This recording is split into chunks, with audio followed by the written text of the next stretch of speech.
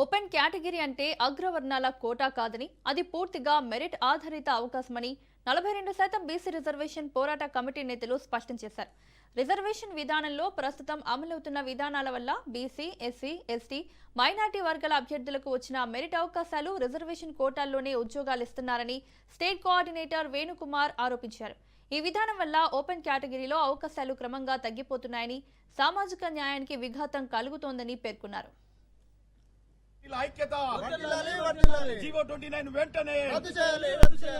ప్రభుత్వంలో రేవంత్ రెడ్డి గారు ఇవాళ ఎస్సీ, ఎస్టీ, బీసీ, మైనార్టీలకు సంబంధించిన 29 జీవో తీసుకొచ్చి ఉద్యోగాలు రానివ్వకుండా అడ్డుకోవడంలో కేవలం ఓసీ వాళ్ళకు మాత్రమే ఉద్యోగాలు నింపించడంలో కీలకంగా పనిచేస్తా ఉన్నాడు. మరి తెలంగాణ రాష్ట్రంలో ఎస్సీ, ఎస్టీ, బీసీ, మైనార్టీలకు ముఖ్యమంత్రి లేకపోతే రెడ్డి వాళ్ళకే ముఖ్యమంత్రి అనేటువంటిది మరొకసారి రేవంత్ రెడ్డి చేయాలి.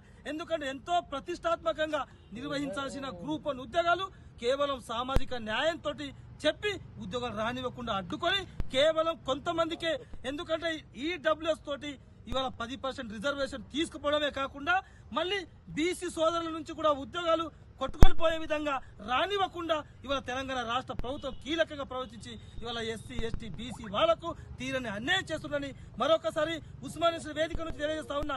ఏ జీవో అయితే 29 ఉందో ఖచ్చితంగా ఈ జీవోని సవరించాలి, లేకపోతే రద్దు చేసి ఖచ్చితంగా తెలంగాణలో ఉన్న ఎస్సీ, ఎస్టీ, బీసీ వాళ్లకు న్యాయం చేయాలని ఈ రాష్ట్ర ముఖ్యమంత్రిని వేడుకుంటాం.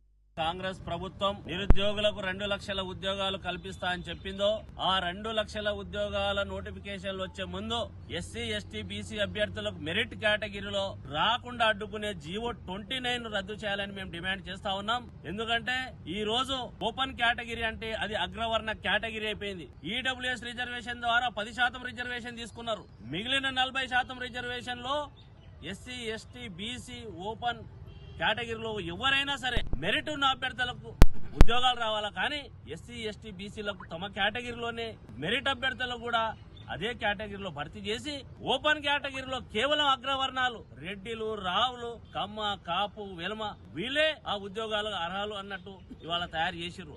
ఆ జీవోని రద్దు చేయాలని మేము డిమాండ్ చేస్తా ఉన్నాం. తెలంగాణలో ఉన్న బీసీ, ఎస్సీ, ఎస్టీ ఎమ్మెల్యేలు, మంత్రులు, అధికారులు మీరు మొద్దు నిద్రపోతున్నారని ప్రశ్నిస్తా ఉన్నాం. మీ వర్గాలకు అన్యాయం చేస్తా ఉంటే ఇక్కడ టీజీఎస్పీఎస్సీ చైర్మన్ అయినటువంటి ఇవాళ వెంకటేశం గారు ఏం చేస్తున్నారని మేము అడుగుతా ఉన్నాం. ఇవాళ ఏదైతే రాష్ట్రంలో అన్యాయం జరుగుతుందో ఆ అన్యాయం పట్ల మాట్లాడాలని చెప్పేసి పిసిసి మహేష్ కుమార్ గౌడ్ని డిమాండ్ చేస్తా ఉన్నాం. అదేవిధంగా అన్ని పార్టీల అధ్యక్షులను కూడా డిమాండ్ చేస్తా ఉన్నాం.